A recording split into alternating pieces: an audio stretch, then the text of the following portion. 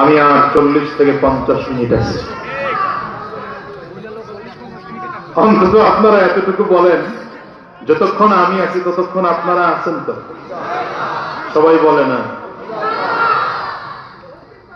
তবে আমার অভ্যাস খারাপ, সেটা হলো এই যে এখন যতজন বসছেন মোনাজাত দিয়ে একসাথে যাবো ইনশাআল্লাহ। একজন দুইজন উঠলে মনে করবো আমার এখন মোনাজাত দিয়ে দেওয়া দরকার। আমি এই জন্য ভাইয়ের কাছ থেকে আগে পারমিশন নিয়ে নিচ্ছি যেন মোনাজাত যখন তখন দিয়ে দেওয়া যায়। ঠিক আছে তো ইনশাআল্লাহ? মনোযোগী হয়ে কথা বলবো, মনোযোগী না হলে মোনাজাত দিয়ে দেবো। আমি যে আয়াতে কারিমা তিলাওয়াত করেছি, আল্লাহ রাব্বুল আলামিন বলেন, ওয়াল্লাযীনা জাহাদু ফীনা লানাহদিয়ান্নাহুম সুবুলানা। আল্লাহ বলেন, আমার যে বান্দা আমি আল্লাহর রাস্তায় চলার জন্য চেষ্টা করে, মেহনত করে, ফিকির করে, আমি আল্লাহ তাআলা তাকে আমার পথে চলার রাস্তা দেখিয়ে দিই। মনে রাখবেন, এই দুনিয়াতে আমরা একদিন কেউ ছিলাম না। বলেন বলেন বলেন, কি বললাম বলেন? এই দুনিয়ায় কেউ ছিলাম না, এখন আছি।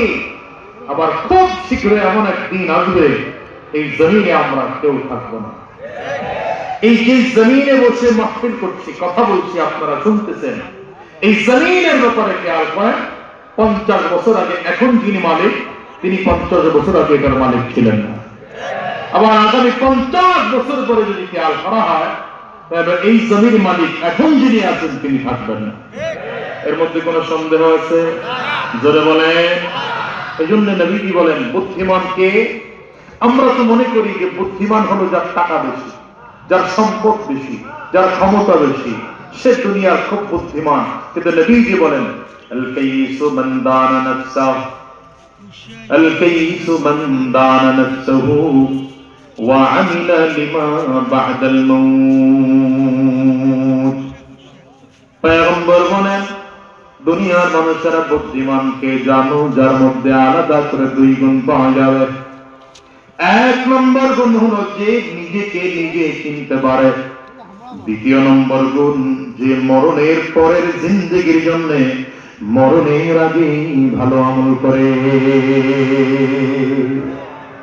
1 নম্বর কথা যে নিজেকে নিজে চিনে। নিজেকে নিজে চিনে মানে আমার পরিচয় কি, এটা আগে বোঝা দরকার। আমার একটা পরিচয় আছে না নাই? আমার পরিচয় কি? আমি একজন মুসলিম। বলেন বলেন, আমার পরিচয় কি? আমাদের পরিচয় কি? হাত লাগায় বলেন, আমাদের পরিচয়